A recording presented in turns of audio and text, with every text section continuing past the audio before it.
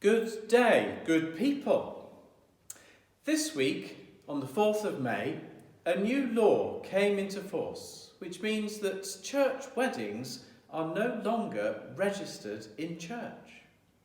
One of the happy duties of a priest of the Church of England has been at weddings to act as the registrar for the marriage, and every church has a duplicate pair of register books from which the marriage certificate is copied, and which is the permanent record of the wedding.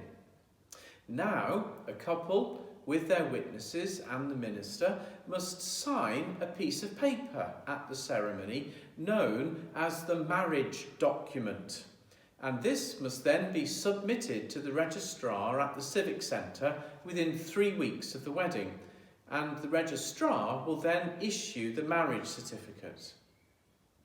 Registering marriages has been one of the ways in which the Church of England has been part of the social fabric of local communities.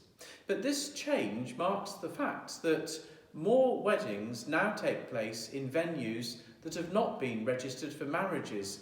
In other words, not even in register offices. Nowadays, a couple are more likely to choose the hotel where the reception is being held rather than their local church. The changes also mark another important development, which is that when a wedding is registered, the names of mothers of the participants, as well as their fathers, are now to be recorded. It has certainly seemed strange in recent times that a person is defined only by who their father was, and so this welcome change reflects a better awareness of the nature of family life. In the meantime, one of the developments in civil marriage that has not yet reached the church has been the marriage of same-sex couples. The recent change in marriage registration rules does not alter the Church of England's current position that marriage ceremonies may not be held in church for same-sex couples. But the debate about whether that also should change is a live one, and it is becoming more urgent. Those who have had chance to complete the Living in Love and Faith course have begun to get a feel for the issues raised by this question, and the General Synod intends to make a decision in the summer of 2022. So now is the time for people in local churches to be considering what the right way forward might be. Some hope that it might be possible to develop a way forward where some churches decide to host gay marriages whilst others might not. An alternative is that the established church maintains its current view on the matter and therefore decides not to solemnise same-sex weddings at all.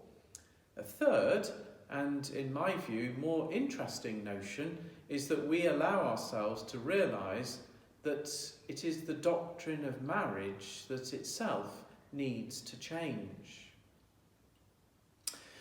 The COVID-19 pandemic has caused us to reflect that many of the ways of life that we had taken for granted have had to change.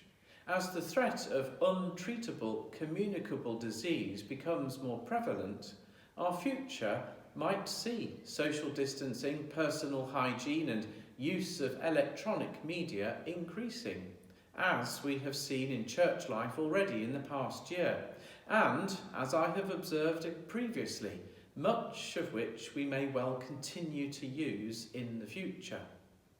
But this does not mean that those other aspects of being human do not change, and especially our need for being in relationship.